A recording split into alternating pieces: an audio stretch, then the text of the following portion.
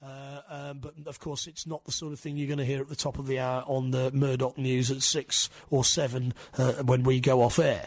But the fact is, it's out there. The stuff's all out there. And all you need to do is get on a computer and you can chase it down for yourself, folks, which is what this show's all about. Well, we can also help you out by putting some links from our show page on thisweek.org.uk. On to the Dunblane murders, Martin.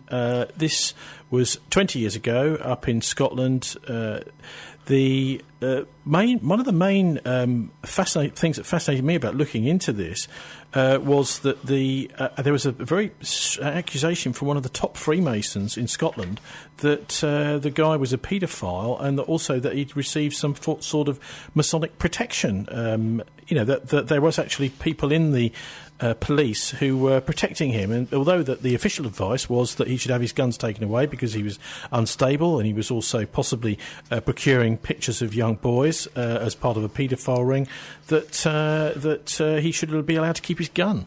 Well, I understand that George Robertson, the former head of NATO, was in the same Freemasons lodge with this fellow, and had signed the firearms certificate, the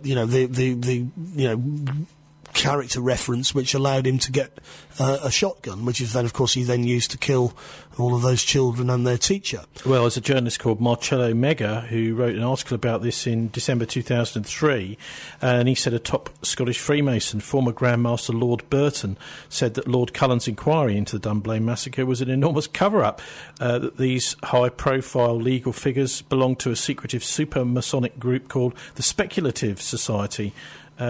Anyway, it certainly doesn't look as if the real people who were responsible for this, because he certainly wasn't just acting on his own, he had some form of establishment protection, will ever be brought to book. Well, the suspicion has to be, the copper's hunch, because obviously I haven't carried out an investigation of this, is that NATO intelligence services, don't forget Robertson ends up as the head of NATO, and it might be very handy for certain people for the head of NATO to be compromised by having paedophile connections. And I think that's the real iceberg underlying all of this VI paedophilia. The intelligence services, NATO intelligence services, the ones we've been accusing of fomenting terrorism in earlier parts of this show, have also used paedophilia as a means of blackmail. So what you do, what the suggestion is that this fellow was running. He had a boat on the Loch Lomond. He was taking senior politicians there to have sex with underage boys, all of which was being filmed by the CIA. And of course, that then means that those politicians will do as they are told when they become, for example, head of NATO. And also, of course, if any of these top politicians are closely associated with a known paedophile, that means they're easier to blackmail. Well, indeed, and that's the point. Is this isn't just random. It's not just that psychopaths at the top of the social hierarchy like having sex with underage boys and girls.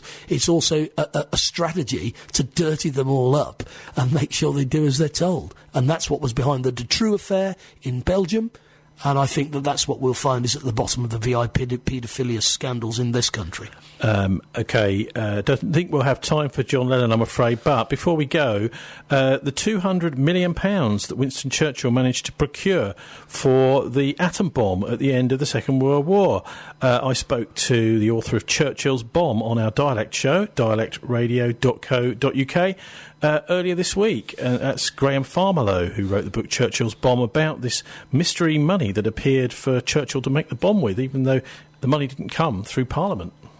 This will be a revelation for many people that the British atomic bomb, which emerged in the early 50s, was developed with money from outside somehow. They went round Parliament. Well, it was 100 million by the time Churchill...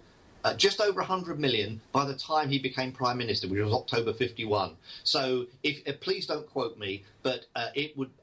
There will be the exact figure somewhere, but my rough guess would be something like 200 million. It would be billions of pounds.